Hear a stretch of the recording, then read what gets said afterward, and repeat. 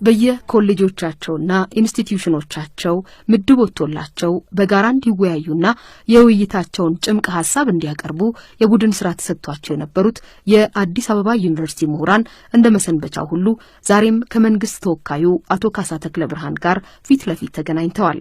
ምሁራኑ የቀረበላቸውን የመንግስት ሰነድ መነሻ አድርገው የራሳቸውን አተያይ አክለው ነጻ ሐሳባቸውን ጠቅልለው ማቅረባቸውን የጉባኤው መሪ አቶ ካሳ ተክለ ብርሃን ተናግረዋል። ምሁራኑን ለማነጋገር እንደሞከርነው በየቡድን አባት ሆነው ፍሬ ነጥቦች ናቸው ያሏቸውን ሐሳቦች በትላንቱ ውይይታቸው አንስተዋል።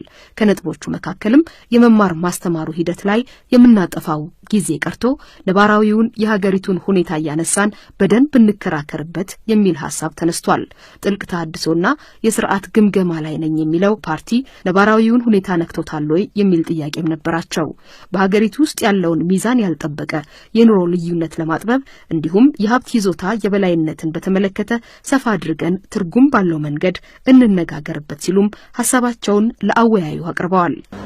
የሶሉሽኑ አካል አድርጎኛል ከዛ ህዝቡን ሄዶ በደንብ አድርጎ አነጋግሮ ስኬጁል አድርጎ የ2 ዓመት የ1 ዓመት በዚህ ላይ ይደረጋል፣ ፓርቲዎች ካሁኑ ጀምሮ ይሄዳሉ፣ ምርጫ እዚህ ይደረጋል እየተባለ ቢመጣ ሶሉሽኑ በሙሉ ፈታ ከብሔር ፖለቲካ ስርዓት ጋር ተያይዞ የሚመጣ አደጋም ይታየናል የሚሉት እነዚህ የዩኒቨርሲቲ ምሁራን ብሔርን መሰረት ያላደረገ የሀገር አስተዳደር ዘይቤ እይታ ቢኖር የሚል ሐሳባቸውን አጉልተው ለመወያያነት አቀብለዋል። በአፈጻጸማችን ላይ ችግር አለው። በቃ ሲምፕሊ በአፈጻጸሙ ላይ ችግር አለው። መንግስትም ይሄንን አምኗል። ነገር ግን መንግስት አክሽን ላይ በጣም ወደ ኋላ ሄዷል። ስለዚህ ብሔሮች እኩል ናቸው ተብሏል፣ ልክ ነው። ነገር ግን አንዱ ብሔር በአንዱ ብሔር ላይ በተለያየ ምክንያት ባለው ስልጣንም ሆነ በአንዳንድ ተጠቅሞ ሌላው ላይ ጭኖብናል፣ ሌላው ላይ ኢኮኖሚያችንን ወስዷል። ምሁራኑ ህገ መንግስቱ እንዲሻሻልም ጠይቀዋል። በሀገራዊ ጉዳይ ላይ ተከታታይ ኮንፈረንስ ማካሄድ የበለጠ ለውጥ እንደሚያመጣ እናምንበታለንም ይላሉ። የጉባኤው መሪ እነዚህንና በምሁራኑ የተነሱ ሌሎች ሐሳቦችና ጥያቄዎችን ጠቅለል አድርገው ትንታኔ ሲሰጡ አርፍደዋል። ምሁራኑ በሀገራዊ ጉዳይ ላይ እንከራከር ብለው ጽኑ ፍላጎት ማሳየታቸውን አድንቀው አመስግነዋቸዋል። አቶ ካሳ ተክለ ብርሃን በጉባኤው ፊት ሲናገሩ በምሁራኑ ችግር ናቸው ተብለው የቀረቡት ጉዳዮች የማይካዱ ቢሆኑም መንግስት ቸል ሳይል ለማስተካከል መሞከሩንና ለውጦች መገኘታቸውን ተናግረዋል። አቶ ካሳ ምሁራኑ እንዲፈቱልን እንፈልጋለን ያሏቸውን ጥያቄዎችና ሐሳቦች እየመራረጡ ካስታወሱ በኋላ ብዙዎቹን ጥያቄዎች በጥናት ቢመለሱ በሚል አልፈዋቸዋል። ዋናው ችግር የራሳችን ነው። የራሳችን ኢንተርናል ሁኔታችንን ማኔጅ ማድረግ አቅቶናል።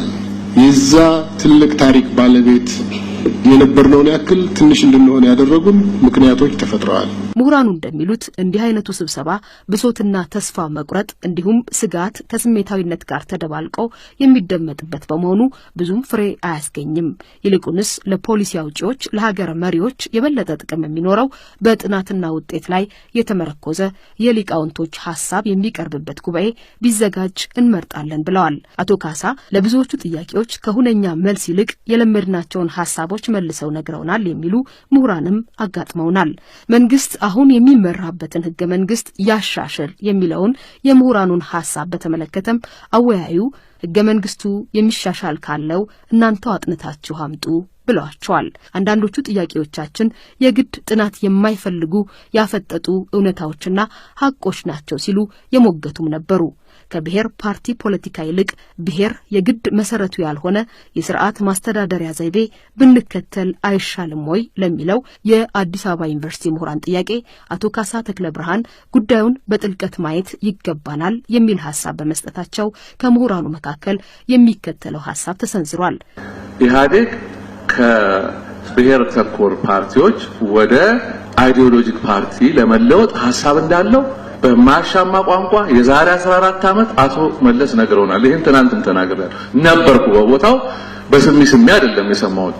14 ዓመት ከቆየን በኋላ እንደገና እናስብበታለን ስትል አቶ ካሳ ደንግጫለሁ። በዛሬው ውይይት ላይ ከተነሱት ጉዳዮች ሌላኛው በኢትዮጵያ መንግስትና ማህበረሰብ መካከል ችግርን አንዱ ወደ አንዱ የማላከክ ልማድ ስር ሰዷል የሚለው ሲሆን ከተወያዮቹ ምሁራን አንደኛው የገዛ ጥፋትን ወደ ሌላው የሚያስተላልፈውና የሚያላክከው ራሱ መንግስት ይገኝበታል ሲሉ ተደምጠዋል። ከውይይቱ ምን አተረፋችሁ? ያነሳችኋቸው ጥያቄዎችስ በወጉ ተመለሱላችሁ ወይ ብለን አጠቃላይ አስተያየቶቻቸውን እንዲሰጡን የአዲስ አበባ ዩኒቨርሲቲ ምሁራንን ጠይቀናቸው ነበር። ተሳክቶልን ጥያቄያችንን ተቀብለው ለቃለ መጠይቅ የተባበሩን ምሁራንን ለማነጋገር ብንችልም ጉባኤው ለምሳ እረፍት በተበተነበት ወቅት ለምሁራኑ ቃለ መጠይቅ ለማድረግ ወደ 6 ኪሎ የቢዝነስና ኢኮኖሚክስ ፋካልቲ አቅንተን ጥያቄያችንን ለማቅረብ ስንጓጓ ቃለ መጠይቅ ማድረግ እንዳንችል በጥበቃ ሰራተኛ ተከልክለናል። የምሁራኑን አስተያየት ከምንቀበልበት ያናጠቡንን የጥበቃ ሰራተኛ ለምን እንደተከለከልን ስንጠይቃቸውም የሰጡን መልስ የግል ጋዜጠኛ በመሆናችሁ የሚል ሲሆን ግቢውን ለቀን እንድንወጣም ግፊት አድርገውብናል።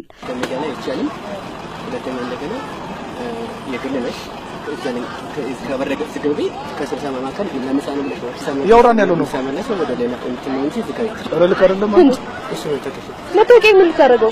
አሳይቼ ነው የገባሁት። ስብሰባው ላይ ነበርኩ። ምሳ ልገባ ነው። ተሰብሳቢዎቹን ሐሳባቸው መጠየቅ መብቴ ነው። በዚህ ምክንያት ከጉባኤው መልስ ያለውን የምሁራኑን ሐሳብ አጠቃለን ልናቀርብላችሁ አልተቻለንም።